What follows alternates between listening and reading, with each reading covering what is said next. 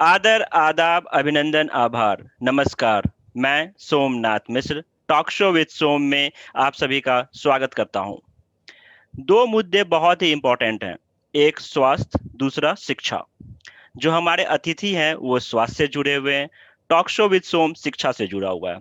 तो जो आज का हमारा एपिसोड है वो बहुत ही इंटरेस्टेड और लोगों के लिए कल्याणकारी है। जो हेल्थ केयर फैटर्निटी के फील्ड में कहा जाए तो द राजपूत ऑफ कैडिला के नाम से विख्यात IIM अहमदाबाद से marketing and executive leadership development program में MBA, senior vice president, vertical head के पद पे कार्यरत, फार्मा और हेल्थ केयर इंडस्ट्री में पिछले 4 दशकों से अपने अनुभवों को लोगों के साथ बांट रहे हैं, लोगों को सिखा रहे हैं। कैडिला चैंपियनशिप अवार्ड 2019-2020 उनको मिल चुका है। इंडियन अचीवर फोरम की तरफ से मैन ऑफ एक्सीलेंस अवार्ड 2020 का इनको मिला है। Voice of health care group ने वॉइस लीडर इन्हें चुना है। एल्टारा टीवी में गेस्ट जा चुके हैं जो 100 कंट्रीज में प्रसारित हुआ। इनके फंडे हैं लीड बाय एग्जाम्पल, लोगों को learn, unlearn, relearn, thought leader हैं, एक्टिव पैनलिस्ट हैं, speaker on numerous forms, events, seminar, industry meets. उसके अलावा the part of circle of legend group इसके पार्ट रह चुके हैं। एक बुक आई है ब्लेसिंग ऑफ लाइफ इन 2020, इसमें सर राइटर रह चुके हैं। सर का नाम पूरे विख्यात है कैडिला ग्रुप में। हमारे साथ श्री प्रमोद कुमार राजपूत जी हैं। तो ज़्यादा समय ना लेते हुए मैं उनका स्वागत करता हूं। स्वागत है सर आपका। Thank you some Mishra ji. बहुत अच्छा लगा आपसे मिल करके और आपके इतने सुंदर अच्छे प्लेटफॉर्म पे आकर के कि जहाँ पे एक दवाई वाला और जिसमें जहाँ पे एक एजुकेशनलिस्ट साथ में मिले हुए हैं, बात कर रहे हैं, क्योंकि it's a very good combination, अच्छा कॉम्बिनेशन है। और थैंक यू सो मच, आपने मुझे यहाँ पे निमंत्रण दिया और मैं आपके शो पे आ रहा हूँ और हूँ आपके साथ। सर ये हमारे टॉक शो के लिए गर्व की बात है क्योंकि जब से आप इंडस्ट्री में हैं तब मैं पैदा भी नहीं हुआ था। तो ये हमारे लिए बहुत ही बड़ी बात है सर कि आप इतना बड़ा अनुभव हमारे यूथ के साथ शेयर करेंगे, हमारे व्यूअर के साथ शेयर करेंगे। और टॉक शो विद सोम का पर्पस ही है कि जो हमारे नए जनरेशन है उनको जिस फील्ड में जाना हो हम उनको सहायता कर सकें, जो हो सके थोड़ा सा सोशल कॉज, समाज के प्रति अपना योगदान कर सकें। तो सर आपका बहुत बहुत धन्यवाद। हमारे लिए बहुत ही गर्व की बात है कि आप हमारे साथ आए, हमारे निमंत्रण को स्वीकार किया। इसके लिए तहे दिल से आपका धन्यवाद। थैंक तो you so much. Sir start करते हैं कि आपने इस इंडस्ट्री में कैसे जर्नी शुरू किया। बहुत मतलब दिल को छूने वाला क्वेश्चन आपने पूछा। मैंने ग्रेजुएशन की, ग्रेजुएशन करने के बाद क्या हुआ कि मुझे जो ना, मैं I was been selected in engineering college. Okay. So graduation के बाद मैं इंजीनियरिंग कॉलेज में गया। मैं वहाँ पे था करीब 40 दिन तक, लेकिन मुझे मज़ा नहीं आया। 1982 की बात कह रहा हूँ। हम्म। तो मज़ा नहीं आया और ये देखता था कि ये मेडिकल रिप्रेजेंटेटिव उस टाइम 82 में, 39 ईयर्स के पहले, इतने अच्छे से आते हैं, बात करते हैं, उनका कम्युनिकेशन इतना अच्छा है, डॉक्टर्स लोग बहुत रिस्पेक्ट करते हैं उनको और बताते हैं कि ये लोग जो है दवा के बारे में डिस्कस करते हैं। तो मुझे ये लगा कि ये बहुत ही बड़ा अच्छा नोबल प्रोफेशन है। तो ये मेरे दिमाग में पहले से घुसा हुआ था, हालांकि मैं तो मैथमेटिक्स साइड का आदमी था, हम्म। तो इसलिए मैं इंजीनियरिंग कॉलेज में गया। फिर मैंने कहा कि नहीं, मुझे तो ये मेडिकल रैप ही बनना है और उसके बन करके आगे जाना है। तो जी। फिर मैंने वो चीज़ छोड़ी और मैं मेडिकल रैप बना। और मेडिकल रैप बन करके दिल और दिमाग में एक ही चीज़ थी कि अभी सीखना है और आगे बढ़ना है। और आगे बढ़ करके कुछ ऐसे जगह पहुंचना है जहाँ पे कि जो भी लर्निंग हुई वो आगे हम बांटें, आगे बढ़ते जाएं, रुके नहीं। और सोम जी, लोग तो बोलते हैं कि कंपनीज चेंज करके आगे बढ़ सकते हो। मैं बोलता हूँ उसमें कोई हामी नहीं है, बिकॉज आजकल तो ज़माना है ऐसा। बट मैं एक ही कंपनी में आगे बढ़ा। 39 ईयर्स पूरे हो रहे हैं मुझे, मतलब 4 डिकेड, 4 दशक एक ही कंपनी में मेडिकल रेप से लेकर के इस जगह बढ़ा।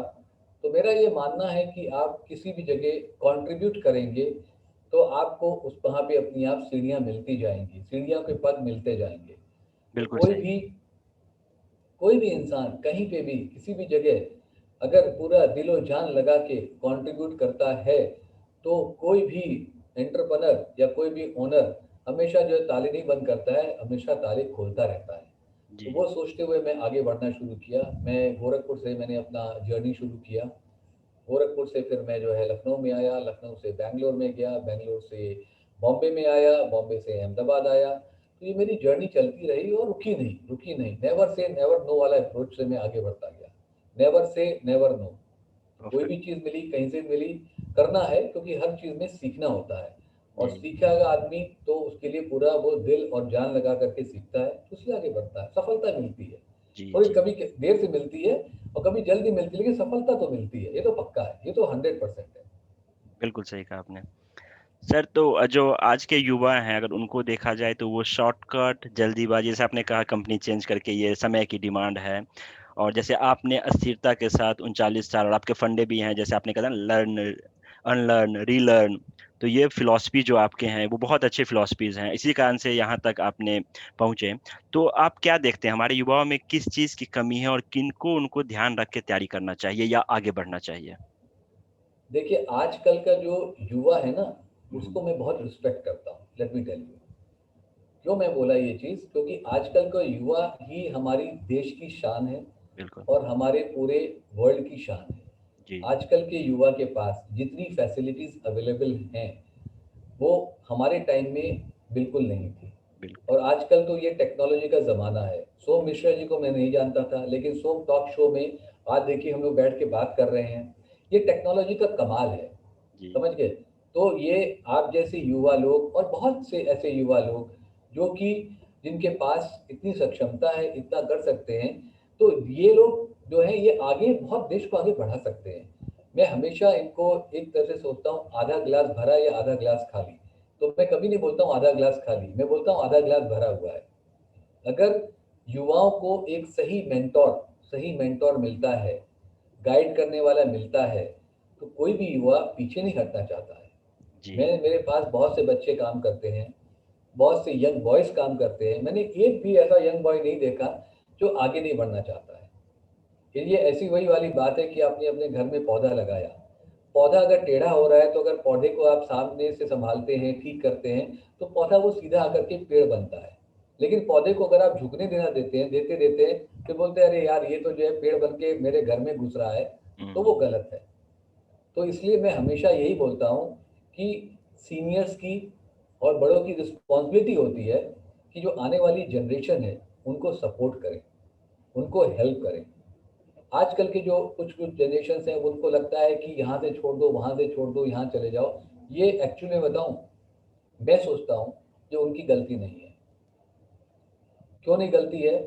क्योंकि जो कभी-कभी कुछ ऐसे मेंटर हो जाते हैं, जहाँ पे राइट गाइडेंस उनको नहीं मिलती है। तो आजकल का युवा बढ़ना चाहता है। Survival of the fittest is the requirement. कोई नहीं चाहता कि मैं किसी दूसरे से पीछे रह जाऊँ। जी। तो आगे बढ़ने के लिए सफलता की रेस में वो आगे जाना चाहता है। तो इसलिए मैं बिल्कुल भी इस बात के फ़ेवर में नहीं हूँ कि आजकल के युवा का फ्लिकरिंग माइंड है। मैं बताऊँ, युवा का बहुत पॉज़िटिव माइंड है। बट उस पॉज़िटिव माइंड को आगे बढ़ाने के लिए उसका जो नेक्स्ट गाइड है, टीचर है, मेंटर है, उसकी रिस्पॉन्सिबिलिटी है। बिल्कुल सही। तो सर ये बताया, जैसे कि हमारा टॉक शो पर्पस है लोगों के करियर में हेल्प करना, जिस डोमेन में जाना चाहते हैं। तो जैसे आप फार्मा और हेल्थ केयर से हैं, तो आपके यहाँ जो स्टार्टिंग करना हो जो अपना करियर, तो बेसिक क्वालिफिकेशन क्या देखते हैं आपके फील्ड में, डोमेन की बात करूँ तो? डोमेन की बात देखिए, अभी ऐसा होता है कि जब कोई बंदा मेडिकल रैप होता है, समझ गए? मेडिकल रैप तुम्हारा बेसिक रिक्वायरमेंट है। तो उसके लिए हम मिनिमम मिनिमम बी फार्मा या बीएससी देखते हैं। ओके। एक तो उसकी क्वालिफिकेशन हो गई। जी। फिर अगर वो हेड ऑफिस में आना चाहता है तो एमबीए देखते हैं। एमबीए इसलिए बहुत ज़रूरी होता है क्योंकि वो मार्केटिंग का काम कर रहा है। ओके। और सेल्स एंड मार्केटिंग के लिए तो उसको हर चीज़ पढ़नी पड़ती है। फाइनेंशियल रिक्वायरमेंट पढ़नी पड़ती है, प्रोडक्ट रिक्वायरमेंट पढ़नी पड़ती है, पीएलसी जिसको बोलते हैं, प्रोडक्ट लाइफ साइकिल पढ़नी पड़ती है। तो वो जब पढ़ कर के आता है और यहाँ पे खुद आके देखता है, तो उसमें क्या कि वो पटरी पे गाड़ी दौड़ जाती है, जी। समझ गए? जी। और जो फील्ड में बंदा होता है, वो अगर बेसिकली ग्रेजुएट है, लेकिन उसमें एक सेलिंग स्किल है, हम्म। स्ट्रीट स्मार्टनेस है, समझ गए? सेलिंग जी। स्किल स्ट्रीट स्मार्टनेस है, कम्युनिकेशन अच्छा है, तो वो आदमी, वो बंदा हमारे लिए बहुत फ्रूटफुल है। ओके। क्योंकि अल्टीमेटली उसकी नॉलेज, उसकी कम्युनिकेशन, उसकी डेडिकेशन से वो जाकर के डॉक्टर्स को मिलता है, केमिस्ट को मिलता है, स्टॉकिस्ट को मिलता है और आगे कंपनी की सेल बढ़ाता है। ये अपनी कंपनी में नहीं, किसी भी कंपनी में ये चीज़ चलती है।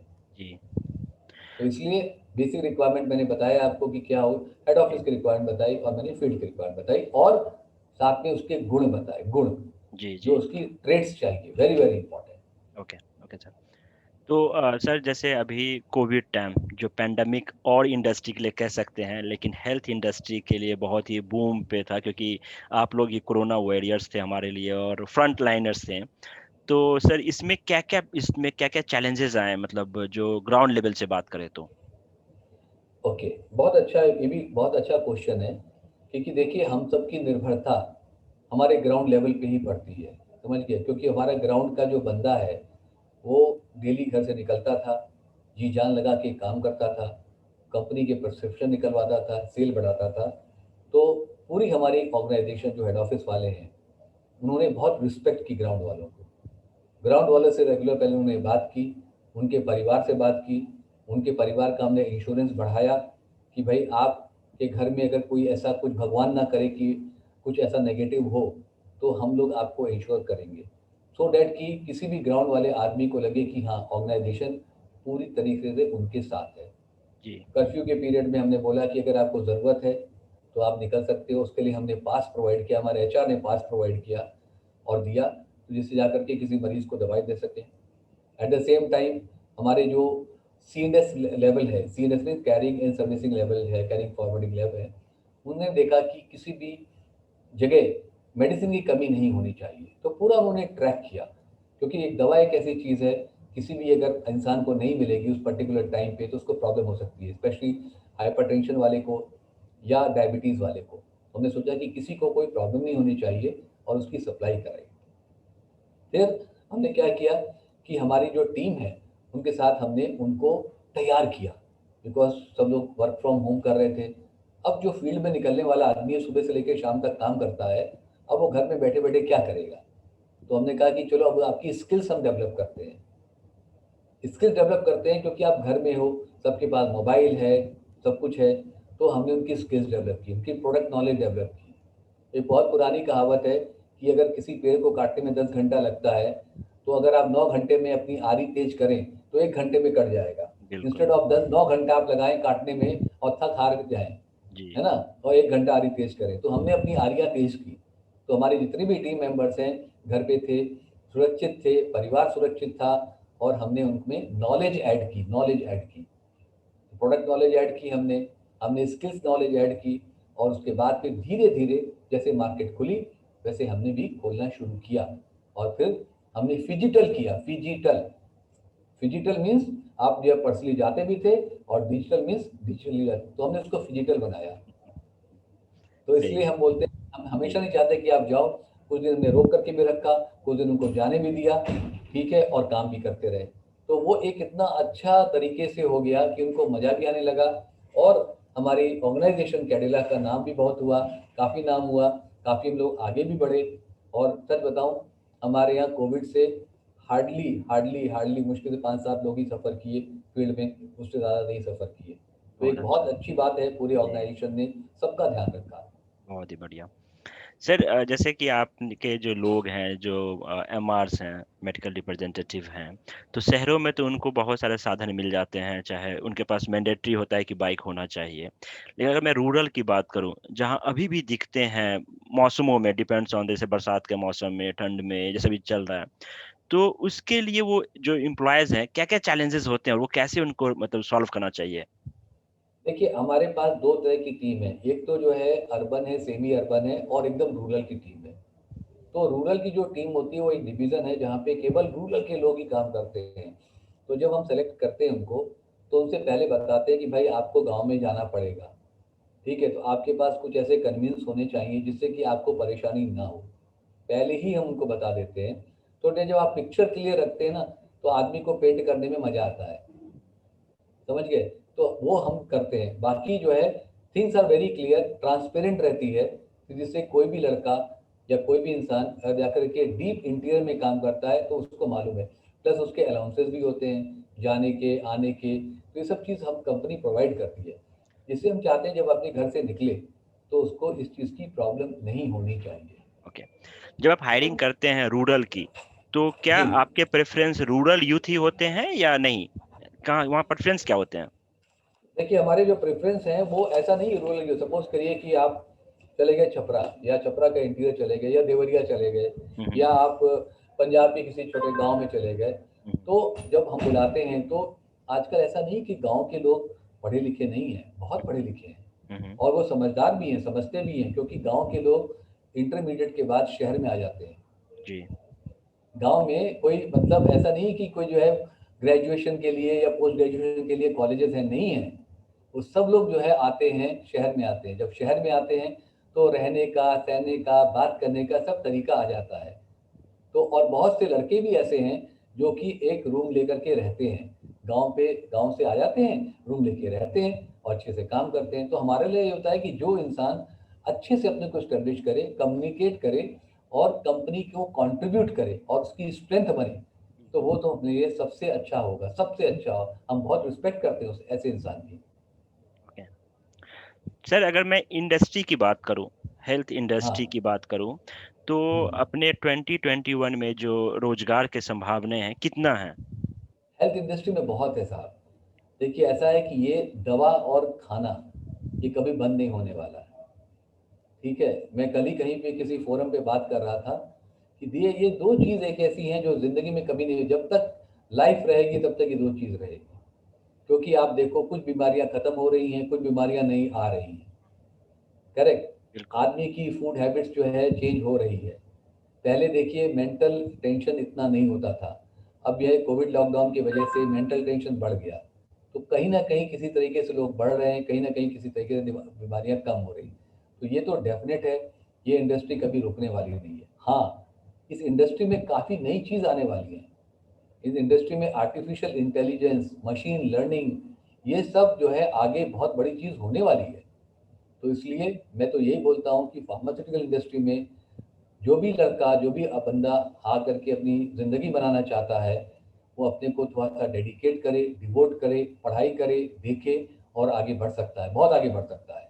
एक बात और सोमनाथ जी मैं आपसे बोलना चाहता हूँ कि ये ही एक ऐसी इंडस्ट्री है, फार्मा इंडस्ट्री एक ऐसी इंडस्ट्री है, जहाँ पे एक सिंपल ग्रेजुएट बीएससी करके या बीकॉम करके या उसके बाद एमएससी करके वो आदमी मैनेजिंग डायरेक्टर तक बन सकता है। दिस यानी इज़ द कि ओनली वन इंडस्ट्री।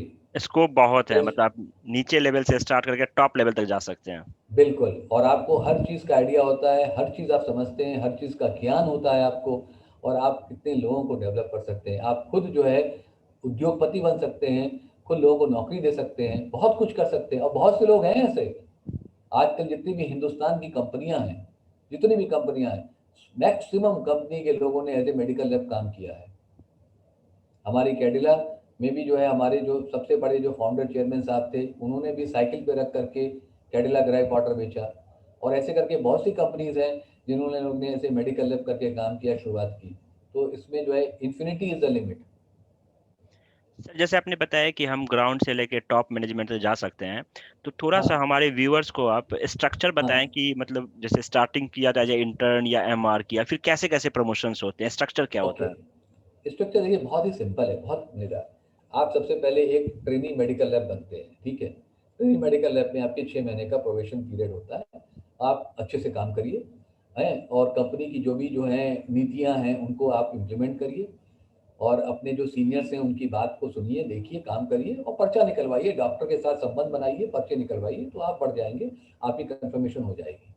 कन्फर्मेशन होने के बाद 3 साल, 5 साल जो भी आपका जो जिस कंपनी के हिसाब से उनके जो नियम होते हैं, उसके हिसाब से फिर वो आपको इवैल्यूएट करते हैं और अगर आप स्टार रिप्रेजेंटेटिव हैं, बहुत अच्छी सेल करते हैं, हर चीज़ में नंबर अव्वल आते हैं, तो आपको हम जो है कोई भी कंपनी मैनेजरियल पोज़ीशन पे लेके जाती है। बिकॉज़ क्यों मैनेजर पोज़ीशन पे लेके जाती है कि जब आप अपनी खुद को मैनेज करते हैं और आप उसमें अव्वल निकल के आते हैं, तो आप ऐसे तरह 4-5 लोगों को भी आप उसी हिसाब से लेके आ सकते हैं। मैं मैनेज करने की बात नहीं कर रहा हूँ, आप उनको भी उसी रास्ते पे उठा सकते हैं, समझ गए? तो जी। आप लीड कर सकते हैं, समझ गए? उसके बाद मैनेजर के बाद जब आपने अच्छा सा लीड बन गए, आपने 5 लोगों को लीड किया, उनको भी अपने जैसा बनाया, तो फिर कंपनी बोलती है अरे भाई ये तो बहुत अच्छा आदमी है, राइट, इसको हम थोड़ा सा और बड़ा जगह देते हैं। तो आज 5 करता है, फिर उसके बाद में 25 लोगों को वो लीड करेगा। तो ऐसे करके स्टेप बाय स्टेप पहले 5 हुए, फिर 25 हुए, फिर 100 होंगे, फिर 200 होंगे, फिर जैसे जैसे पोजीशन बढ़ती जाएगी वैसे वैसे लोग जुड़ते जाएंगे और वो लीड करना शुरू करेगा। तो हालांकि अब मैं तो हमेशा ये बोलता हूँ कि 2020 तक का जो एरा था, जो पिछला डिकेड था, वो मैनेजरियल डिकेड था। लेकिन अब जो 2021 शुरू हुआ है, उसमें अब जो एरा शुरू हुआ है वो लीडरशिप का एरा शुरू हुआ है। लीडरशिप में आज एरा जो मैं बोलता हूँ, they don't requires a followers, they they have to build a leaders. Correct. एक लीडर को फॉलोअर्स नहीं तैयार करना है अपने, एक लीडर को अपने जैसा लीडर तैयार करना है। बिल्कुल सही। ये है नया फंडा 2021 ऑनवर्ड्स का। पहले था उतरेगा। कि आप अच्छे मैनेजर बनिए, अब हम बोलते हैं कि नहीं, आप अच्छे लीडर बनिए और लीडर तैयार करिए, तभी आप आगे बढ़ जाएंगे। ऐसा है ये। जी सर, एक जो धारणा है समाज के अंदर कह लो या देश के अंदर कह लेते हैं कि जो भी कंपनीज हैं, वो कंपनीज पैसे देके, जरूरत नहीं होती है दवा लिखने की, फिर भी जो डॉक्टर्स हैं वो दवा लिख देते हैं। तो ये कहाँ तक सत्य है? मतलब कंप्लायंस की बात करें, अगर हम गवर्नेंस एंड कंप्लायंस की बात करें इस इंडस्ट्री की, तो कितना परसेंटेज है ऐसा है वो? देखिए ऐसा है कि हर जगह प्लस माइनस तो होता ही है, समझ गए। लेकिन जितनी भी बड़ी कंपनीज हैं, सब कुछ है, अभी ये न्यू नॉर्मल ने बहुत अच्छा काम कर दिया कि अभी ये सब चीज़ का ऑलमोस्ट खत्म हो गई है। अब आप किसी भी यूएस वाले से डायरेक्टली बात कर सकते हैं। पहले यूएस वाले से आप बात करने के लिए आपको 7 से 10 लाख रुपए खर्च करने पड़ते थे, उसको बुलाना पड़ता था, फिर वो टॉक देता था। आजकल तो हर आदमी जो है देने को तैयार बैठा हुआ है। तो ये चीज़ पहले चला करती थी, लेकिन जब से एमसीआई आई, राइट, उससे उन्होंने इतना सबको टाइट किया, तो उससे टाइट करने से ये सब चीज़ें ऑलमोस्ट बंद सी हो गई हैं। देखिए छुटपुट कहाँ पे होता है वो तो नहीं मालूम चलता, दाल में नमक जैसा हो जाता है, बट ओवरऑल जो है नमक नहीं है अभी, है अच्छा। ना। तो ये तो एकदम क्लियर है। पहले कभी मतलब ठीक है, एमसीआई आने के बाद everything is in control, I want to say everything is in control. और छोटे मोटे जो नए इंस्टीट्यूशंस या इंडस्ट्रीज आती हैं, तो चलो ठीक है, व्यवहार में कुछ कर दिया, but it is not open, nothing like that, is not at all open. Okay. ऐसा है जी। जी सर, जी सर। तो जैसे सर आपने बताया कि नए नए टेक्नोलॉजी लोगों को सीखने पड़ेंगे, जैसे एआई एमएल और ये सब सीखने पड़ेंगे। तो जैसे मैं बात करता हूँ एक बीएससी स्टूडेंट, वो ये चीजें, उससे जो रूरल की बात कर रहा हूँ बेसिकली, टाउन में भले ही उनको पता चल जाता है, यूमेडी कोर्सेज कर लेते हैं, तो उनको ये कोर्सेज का शायद नाम भी ना पता हो। और यही पर्पस है कि मैंने ये शो शुरू किया कि वैसे गांव वाले, और हिंदी में करता हूँ, कि रूरल तक पहुंच पाऊँ, उनको बता पाऊँ क्या क्या चीजें होते हैं। तो उनको ये चीजें कहाँ सीखना पड़ेगा? क्या इंस्टीट्यूट में सीखेंगे या आपके यहाँ इन्वायरमेंट मिल जाता है? देखिए ऐसा है कि आजकल तो हर इंसान यूट्यूब देखता रहता है, देखिए टाइम वेस्ट करता रहता है, सॉरी टू से दिस वर्ड, राइट। हर इंसान आप देखो वो इंस्टाग्राम में फेसबुक में करता रहता है। तो हर इंसान आज के डेट में टेक सेवी है। जब हम आज से 5 साल पहले, 10 साल पहले जब अब्रॉड जाते थे, तो हम 4 साल के बच्चे को देखते थे, उसके माता पिता उसको आईपैड दिए हुए हैं, तो कहते ये क्या है बताओ, ये बच्चों को जो है खेलने का होता है, ये आईपैड दिए हुए हैं। आज देखिए 4 साल का बच्चा एबीसीडी घर में बैठ के आईपैड से या मोबाइल से पढ़ रहा है। बिल्कुल। तो जो चेंज आया, करेक्ट। आज आप देखिए, मैं आप किसी भी शहर में चलिए, किसी भी गांव में जाइए, कोई भी एक ऐसा इंसान नहीं है जिसके हाथ में स्मार्टफोन नहीं है। एग्री करते हैं आप? हम्म। स्मार्टफोन सबके हाथ में है। जी। थर्ड थिंग इज, आजकल एक इलिटरेट आदमी, ना पढ़ा लिखा हुआ आदमी, चाहे वो रिक्शा वाला हो, चाहे सब्जी बेचने वाला हो, सबके पास वो पेटीएम से पैसे लेता है कि नहीं लेता है? अगेन ये है। तो अभी जब इतनी चीज अवेलेबल है, हिंदी में यूट्यूब में अवेलेबल है, इंग्लिश में अवेलेबल है, तो इंसान जो अपना टाइम, कोई भी लड़का या कोई भी बच्चा या कोई भी इंसान इन सब फालतू की चीज को देख के वेस्ट करता है, उसकी जगह अगर वो इसमें पढ़ाई करके देखे, तो उसको काफी सक्षमता आ जाएगी। मेरा यही मानना है, टेक्नोलॉजी ने हर चीज आपके सामने रख दी है। अब आप जो है उसको अच्छा देखें या बुरा देखें, ये आपकी फिंगर ये टिप्स पे आपके, डिपेंड करता है। बिल्कुल, बिल्कुल ठीक सर। है, फिंगर टिप्स पे डिपेंड करता है। कैसे लोग जो है, गांव के लोग आजकल पिक्चर बैठ करके देख रहे हैं, यूट्यूब पे पिक्चर देख रहे हैं ना साहब, आप देखो तो। आज अगर ऐसा नहीं होता तो नेटफ्लिक्स वाले क्यों पिक्चर आपके घर में लेकर के आ गए? सही बात है। समझे साहब, पिक्चर हॉल कोई नहीं जा रहा है, लेकिन नेटफ्लिक्स है। आजकल बड़े बड़े कलाकार लोग जो है फिल्म में आ रहे हैं, कैसे आ रहे हैं? नेटफ्लिक्स के थ्रू आ रहे हैं, इसके थ्रू आ रहे हैं। तो आप अंडरस्टैंड कर सकते हैं, शहर वाले नहीं पिक्चर देखता है, गाँव वाले भी बहुत देखते हैं। तो वो चीज़ अवेलेबिलिटी है, लेकिन आप उसको अगर लगाएँगे तो आप जो है उसमें सक्षम होंगे। बिल्कुल सही कहा आपने। यानी यूथ को चाहिए कि उन्हें जो चीज सीखना है उस पे ध्यान दें और चीजों में समय बर्बाद ना करें, सर ये कहना चाह रहे हैं एक लाइन में। क्लियर कट, बिल्कुल है बात, क्योंकि survival of the fittest Charles Darwin की जो थ्योरी थी, जी वो है, वो रहेगी और आगे भी आती रहेगी। और सर। टेक्नोलॉजी को कोई भी, आप हिंदी में बात करो, इंग्लिश में बात करो, technology is going to be a god, भगवान होने वाला है करेक्ट टेक्नोलॉजी, मैं बता रहा करेक्ट, हूँ। बिल्कुल सही कहा। ये मैं मेरी बात आप कहीं नोट कर लीजिए। Technology is to be a god and content is everything. बिल्कुल सर, ये रिकॉर्ड हो ही रही है, तो आप जो बोल रहे हैं सब रिकॉर्ड हो रही है। ये लाइन भी रिकॉर्ड हो गई।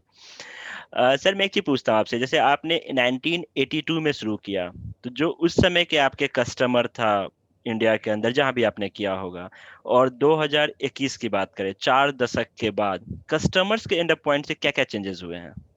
देखिए, पहले जब शुरुआत की थी तो उस टाइम कस्टमर रेगुलरिटी को बहुत वेटेज देता था, कि आप रेगुलर हो, बिकॉज उस टाइम उतनी फार्मा कंपनी नहीं थी, राइट। ओके। कंपटीशन था, लेकिन उतना नहीं था, और उस टाइम का ज़माना डिफरेंट था। तो अगर आप रेगुलर जाते हैं, बात करते हैं, प्रोडक्ट की बात करते हैं, तो वो कहते हैं भाई ये बंदा जो है रेगुलर। और ये इंडस्ट्री क्या है, ह्यूमन टच इंडस्ट्री है, ह्यूमन टच, राइट। आप, it is not a IT industry, तो आपको अपना चेहरा दिखाना पड़ेगा, राइट। तो अगर आप चेहरा दिखाएंगे तो क्या होता है कि अगर आप 10 बार जाते हैं किसी से, तो धीरे धीरे आपकी जगह उसके दिल में बनती जाती है। अब आज के डेट में क्या हो गया है कि जैसे कहते हैं ना कि वो केक बनती है, तो पहले केवल केक होती थी, आप खाओ हो जाओ। अब केक को जो है ऊपर से आप जो उसके ऊपर पुडिंग लगा देते हैं, और सुंदर करने के लिए उसके ऊपर चेरी डाल देते हैं। तो ये सब चीज़ें जो है चेंज होती गई, आगे बढ़ता गया, लेकिन केक का जो बेस है वो ही रहता है। काम करना पड़ेगा, डॉक्टर के पास जाना पड़ेगा, प्रोडक्ट की बात करनी पड़ेगी आपको, प्रोडक्ट अवेलेबिलिटी करानी पड़ेगी। ये जो बेसिक चीज़ है ना, वो चेंज नहीं होगी। अब आप कैसे जाते हो, किस वे में बात करते हो।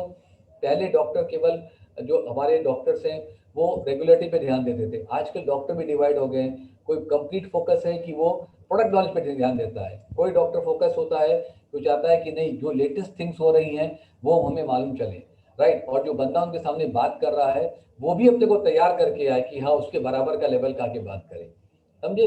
तो ये सब चेंजेस हो रहा है, और ये अच्छा है, क्योंकि अगर डॉक्टर एक पढ़ा लिखा इंसान है जो कि 10 साल 12 साल लगा चुका है मेडिकल कॉलेज में, फिर प्रैक्टिस कर रहा है, उसके सामने एक ग्रेजुएट बंदा जाके बात कर रहा है, तो अगर वो अपनी लेवल ऑफ नॉलेज बढ़ा लेता है, तो ये जो बहुत अच्छा रहेगा।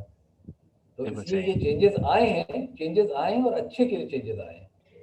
यानी कि पहले था कि आपका रिलेशनशिप पे ज्यादा था बिजनेस, अब रिलेशनशिप प्लस स्किल्स दोनों इंपॉर्टेंट हो गया है। Very very important, you said it, skills and relationship is a beautiful combination.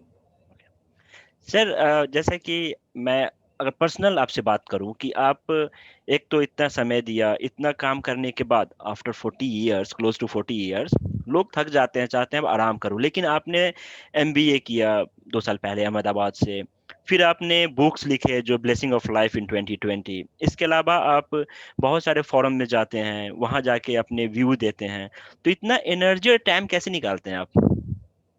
देखिए, ऐसा है कि पैशन एक वर्ड होता है, पैशन, राइट। ऑब्सेशन एक है, जुनून होता है, जुनून।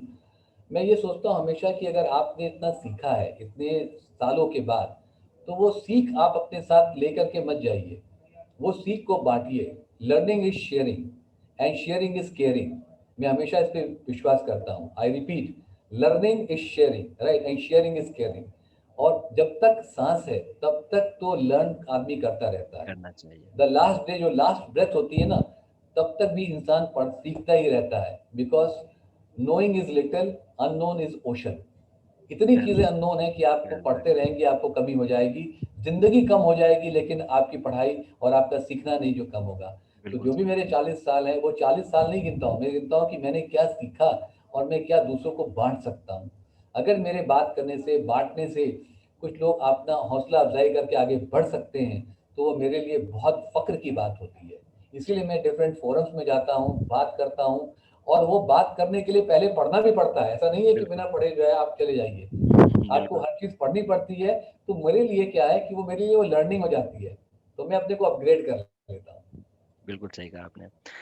मैं अगर आपकी ऑर्गेनाइजेशन की बात करूं, तो जो जी मार्केट है आज के डेट में, मार्केट बहुत ही मतलब क्या बोलते हैं इसको, जो कस्टमर फिक्स नहीं है, फ्लक्चुएट कस्टमर्स कह सकते हैं हम, कि हल्का सा ऑफर्स मिलते हैं पैसे के मामले में, मान लो क्वालिटी के मामले में, तो वो छोड़ के चले जाते हैं, प्रोडक्ट चेंज कर लेते हैं। प्लस जो गवर्नमेंट की स्कीम्स है, जो उन्होंने अपना उद्यान खोला है, जो सेंटर्स खोले हैं, तो इन सब चैलेंजेस के साथ, इन सब कंपटीशन में कैसे अपने आप को आपकी जो ऑर्गेनाइजेशन है सर्वाइव कर रही है? देखिए, हर ऑर्गेनाइजेशन सर्वाइव कर रही है। हर साल मेडिसिन की खपत बढ़ती जाती है। पहले केक का साइज सपोज करिए कि 1 किलो का था या 1 पाउंड का था। एवरी ईयर वो केक का बेस बढ़ रहा है, तो हर इंसान बढ़ रहा है। हर हर साल नए डॉक्टर्स आ रहे हैं, हर साल केमिस्ट बढ़ रहे हैं। तो जब ये बढ़ेंगे तो खपत भी बढ़ रही है, हर साल मरीज बढ़ रहे हैं, हर साल बीमारियां बढ़ रही हैं। तो all this things are there which is happening. तो इसलिए हर कंपनी जो कंसिस्टेंट है, रेगुलर है, अपने कस्टमर का, अपने पैटर्न्स का ध्यान देती है, अपने लोगों का ध्यान देती है, वो हमेशा उन्नति करती है। हमारी भी कंपनी बहुत अच्छी उन्नति कर रही है, हमारे भी लोगों का ध्यान दिया जा रहा है और हमारे भी लोग बहुत आगे बढ़ रहे हैं। सर आजकल जैसे आपने कहा कि हम बढ़ रहे हैं, टेक्नोलॉजी बढ़ रहा है, सब बढ़ रहा है, बहुत अच्छी बात है, लेकिन इसके साथ कुछ डिमेरिट्स भी हैं। जैसे अभी कोविड आ गया था, वो भी, अभी जैसे बर्ड फ्लू चल रहा है, लोग कह रहे हैं 5G टेस्टिंग के कारण हो रहा है, वट एवर द रीजन, उसमें हम नहीं जाएंगे। लेकिन मेरा कहना ये है कि जो नए नए चैलेंजेस आ रहे हैं, जो भी पेंडेमिक सिचुएशंस आ रहे हैं, इसमें इंडिया कितना सक्षम है? अरे साहब, इंडिया तो बहुत सक्षम है सर। आप बताइए, याद करिए, जब यूएस में जरूरत पड़ी थी हाइड्रोक्लोरोक्विन की, तो तब यहीं से गई थी। कहाँ पे कोई दूसरा दे पाया? 40% ऑफ द दवा of the entire world India बनाता है साहब। इतना इंडिया सक्षम है। आज की डेट में आप देखिए, जब ये वैक्सीन के बारे में बात हुई, तो वैक्सीन के बारे में जब ये बात हुई तो ये हुआ कि भाई अभी कैसे बनेगी, बाहर की कंपनी बना रही है, सब कुछ हो रहा है, राइट। लेकिन हम्म। हमारे इंडिया ने क्या कमाल कर दिया साहब, कमाल कर दिया। वैक्सीन बना के लगाने शुरू कर दी, लोगों को कर दिया। तो हम, हमारी इंडिया कम नहीं है साहब। हमें फक्र होना चाहिए कि we are Indians, we are able to provide. पहले वैक्सीन बनने में 15 साल लगता था, पोलियो की वैक्सीन 15 साल लगा, 6 महीने में इंडिया ने बना के तैयार कर दी, 6 महीने में। बिल्कुल सही कहा। सर अभी भी कुछ बीमारियां हैं, जैसे अगर कैंसर की बात करें और इनकी बात करें, तो हमारे यहाँ उतने सारे, जहाँ तक मुझे मैं पहले कह रहा हूँ, ये मेरी अपनी खुद की नॉलेज है, तो उतने हम सक्षम नहीं दिखते हैं। अगर बड़े बड़े बात करें कैंसर की, ये करें, बाहरों में लोग अभी भी विदेश जाना चाहते हैं, वहां जाकर करवाते हैं, तो इसमें हम में कहाँ कमी है, या फिर हम हैं, मतलब लोग पहुंच नहीं पा रहे हैं? देखिए, ऐसा है कि कैंसर एक ऐसी चीज है जो कि अभी भी इंसान या मेडिकल लाइन उस पर जीत नहीं पाई है। Let me tell you very clear. और जो कैंसर की दवाएं हैं, जो कि जो लोग बाहर जाके ट्रीटमेंट कराते हैं, वो ठीक है, वहाँ पे ट्रीटमेंट हो जाता है, बट 70% ट्रीटमेंट यहाँ पे होता है। हमारे जो डॉक्टर्स हैं, ऑन्कोलॉजिस्ट हैं या ऑन्को सर्जन हैं, कर्क रोग विशेषज्ञ, वो भी किसी से कम नहीं है साहब। अगर आप किसी बाहर विदेश में जाएं और अगर आप स्पेशली चिकित्सा केंद्र में जाएं, तो जितनी भी जगह है, वर्ल्ड की जगह है, उसमें हिंदुस्तान के जो डॉक्टर्स हैं ना, वही वहाँ पे मैक्सिमम बैठे हैं, अपार्ट फ्रॉम इंटरनेशनल डॉक्टर्स। तो ऐसा नहीं है, बट ये है कि हाँ, कुछ वहाँ पे सुविधाएं ज़्यादा हो जाती हैं, अवेलेबिलिटी हो जाती है। कुछ ऐसी मेडिसिन हैं जो कि यहाँ पे आके कॉस्टली पड़ती हैं, तो इसलिए जो नॉर्मल आदमी है उसकी थोड़ा अफोर्डेबिलिटी में प्रॉब्लम होती है। जो पैसा वाला है जाकर के वहाँ पे पैसा खर्च करके रह के आ सकता है। बट हाँ, कैंसर एक अभी घातक बीमारी है जो कि थोड़ा टाइम लगेगा साहब। ओके। बाकी सब पे तो मनुष्य ने जीता है, चिकित्सा विज्ञान ने जीता है, बट इस पे भी देखिए आने वाले टाइम में जीत हो जाएगी। ठीक है।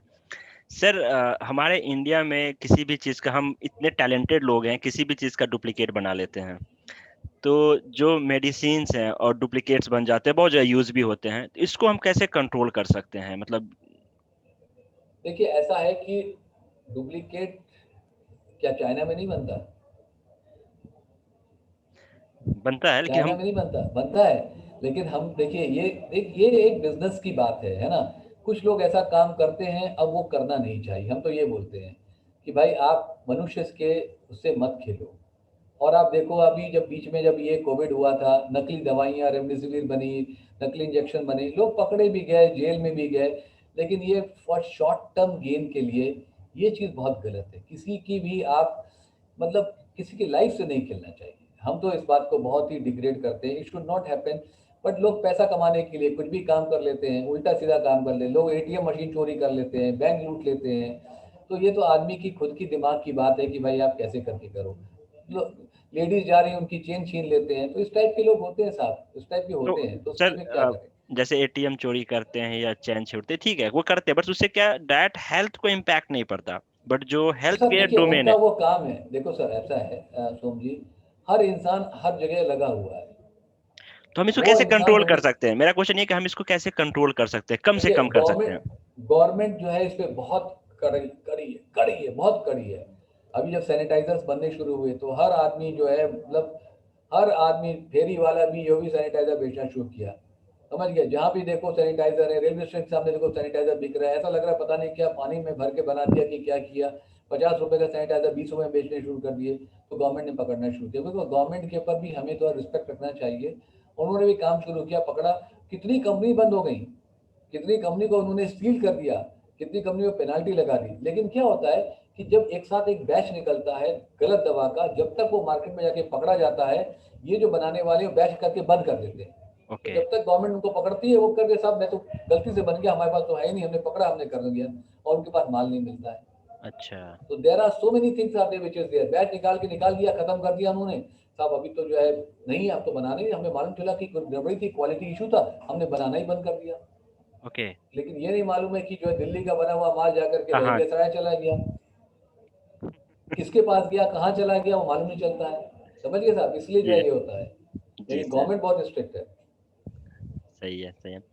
सर, आप अपने बुक के बारे में दो लाइन बताते, ब्लेसिंग्स ऑफ लाइफ इन 2020, उसके बारे में। देखिए ब्लेसिंग ऑफ लाइफ जो है ये कुछ 108 लोगों ने मिलकर के लिखी है, हम नहीं, अकेले नहीं हैं।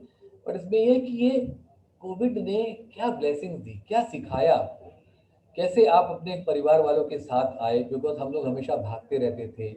राइट, इस ब्लेसिंग्स में हमने हाई टेक्नोलॉजी का कैसे इस्तेमाल किया। राइट, मैंने भी 24 इंटरनेशनल कोर्स किए इस एक साल के अंदर, 24 वाह। International course from Michigan university, from Queensland university Australia, London से मैंने किया, तो सब मैंने इसको यूटिलाइज किया। तो मैं ये बोलता हूँ कि ये जो कोविड था इसने मुझे बहुत ब्लेसिंग दी। इस कोविड में मैं सोशल मीडिया पे एक्टिव हुआ, और उसमें जो भी मेरी जानकारी थी वो मैंने जो है लोगों को बांटी, है ना। तो एक बहुत ही क्लोजनेस बढ़ी, और जो भी वो स्ट्रेंथ थी वो हमें डिस्ट्रीब्यूट करने का मौका मिला, इसलिए it is a blessings of life for 2020। Super, super. और हमने काफी लोगों को आगे बढ़ाया, काफी लोगों को पैम्पर किया, काफी लोगों को इंश्योर किया कि वो लर्न करें और आगे जाएं। सुपर। मैंने मेरा जो है कम्युनिकेशन पे 10 वीडियो मैंने रिलीज किए, लीडरशिप पे मैंने वीडियो रिलीज किए फॉर ए कॉमन पर्सन। अभी मेरा जो है नेक्स्ट वीडियो आने वाला है वो है टाइम मैनेजमेंट पे, बिकॉज हर आदमी बोलता है टाइम नहीं है, मैं बोलता हूँ नहीं, self management is the time management. That is more important. या सर, एक बात बताएं, जो भी हमारे युवक देखें इस शो को, उसके बाद अगर वो चाहें कि आपके यहाँ अप्लाई करना चाहें, जॉब करना चाहें, तो उनके लिए कुछ कहना चाहेंगे आप? देखिए बिल्कुल वो करना चाहेंगे, 100% है, उसका भी एक वे है। हमारे एचआर बहुत ही स्ट्रांग है, वो उनके साथ उनको स्क्रीन करता है, उनकी जो रिक्वायरमेंट होती है उसके हिसाब से देखता है, उनकी एप्लीकेशंस आती हैं, उनको स्क्रीन किया जाता है, उसके हिसाब से जो युवक पीढ़ी है उसको लिया जाता है। ऐसा नहीं है कि पूरे हिंदुस्तान में सब एमबीए ही हमने लिए हैं, बहुत से लोग बीएससी वाले हैं, बहुत से लोग में एबिलिटी है, उसके हिसाब से उनको सेलेक्ट किया गया है, और बहुत अच्छा लोग काम करते हैं, बहुत अच्छा परफॉर्म करते हैं। तो हमारे यहाँ ना वाली बात नहीं है, बट ये है कि कुछ पैरामीटर्स हैं, उनको उनको क्लियर करके आना पड़ेगा। कि डजंट हैव कि नहीं हर आदमी एमबीए ही होना चाहिए, नहीं नहीं, हर आदमी में जज्बा होना चाहिए आगे बढ़ने का। और हम पैशन उसका होना चाहिए, रिस्पेक्ट सबसे करते ज्यादा हैं। Important, passion, passion. पैशन होना पैशन, चाहिए। जज्बा, पैशन, दैट्स व्हाट। या, लगन होना चाहिए कि मुझे करना है, कुछ पाना है, एक ख्वाब होना चाहिए। तो जो भी बिल्कुल। युवा हैं, जो सुन रहे हैं, जो देखेंगे, उनके लिए सर इतने खुल के बता रहे हैं, तो उनका फायदा उठाएं। सर, जाने से पहले मैं जानना चाहूंगा, the circle of legend group, जिसके आप मेंबर हैं, पार्ट हैं, तो ये इसमें क्या करते हैं, मतलब समाज के इसमें रिलेटेड है? देखिए क्या है कि ये एक मिस्टर दर्शन पटेल है, वो मेक्सिको में है। राइट, तो उनका ये बेसिक मोटो है कि 1 लाख स्टूडेंट्स, फैमिलीज, 25,000 फैमिली, इसको जोड़ा जाए। और हम लोग हमेशा शिक्षा से करके बात करते हैं, लर्निंग इज शेयरिंग, उनका भी वही मोटो है, इसलिए मैं उनके साथ जुड़ा हुआ हूँ। तो हम कैसे आने वाली जनरेशन को हम हेल्प करें सो डैट कि आने वाली जनरेशन एक लीड करे, टेक्नोलॉजी और लर्निंग कैसे एक दूसरे को रिजोनेट करके आगे बढ़े। अभी आप देखो, अगर आप किसी भी साइंस के बच्चे से बात करो, 9th या 10th के बच्चे से बात करो, तो वो ऐसी ऐसी बात करेगा कि आपको लगेगा कि अरे यार ये भी चीज़ है। वो बात करेगा आपको साइबॉर्ग की। साइबॉर्ग क्या है? Cyborg is a human technology जो कि मिलिट्री में यूज होगी 5 साल बाद। वो आपसे बात करेगा एम्फियर रोड एयर की, जिसमें कि आप 200 किलोमीटर या 300 किलोमीटर जो है आप 20 मिनट में चले जाएं। तो इसलिए ये सब चीज़ें जो है टेक्नोलॉजी से रिलेटेड चीज़ें हैं, इसलिए हम बात करते हैं कि जो भी इंस्टीट्यूशन से लगे हुए लोग हैं वो आने वाली जनरेशन को हेल्प करें, बताएं। And that's why we call it the circle of the legends, because we try to help the upcoming professionals, childrens to build their career, to build their future. Super super. Sir आपने समय दिया, मुझे पता है आपके पास समय नहीं है, फिर भी आपने निकाल के दिया, इसलिए बहुत बहुत धन्यवाद। और आपसे विदा लेने से पहले, विराम करने से पहले, आप अंत में कुछ शब्द कहना चाहें हमारे दर्शकों को।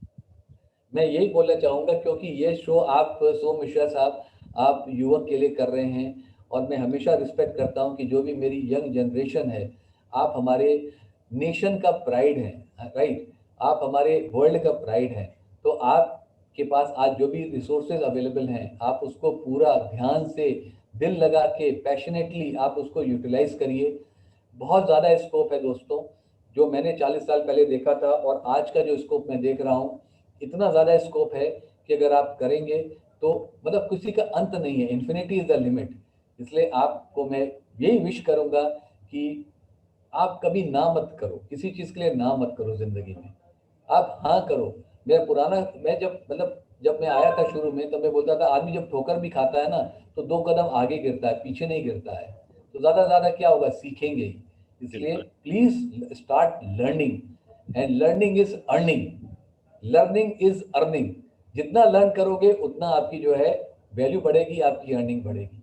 जी सर। क्योंकि नॉलेज हमेशा सीखने से बढ़ती है और बाँटने से दुगनी बढ़ती है। जी सर, बिल्कुल सही कहा आपने। सर आपका बहुत बहुत धन्यवाद मेरे शो में आने के लिए। धन्यवाद sir. Thank you very much so Mishra ji, so nice of you, I am very happy. और जहाँ भी मैं फिर से बोलूँ, यंग जनरेशन की बात होती है तो मुझे ऐसा लगता है कि मैं खुद यंग हो गया हूँ उनके साथ बात करके, क्योंकि मेरा दिल चाहता है कि मेरी जो यंग जनरेशन है ना, वो आगे करे और हिंदुस्तान का नाम ऊंचा करे पूरे वर्ल्ड में। इसलिए जो बहुत मुझसे हो सकता है, जहाँ पे भी हो सकता है, मैं हमेशा दिल और दिमाग से हमेशा तैयार रहता हूँ। Thank you so much for giving me opportunity. Thank you sir, thank you.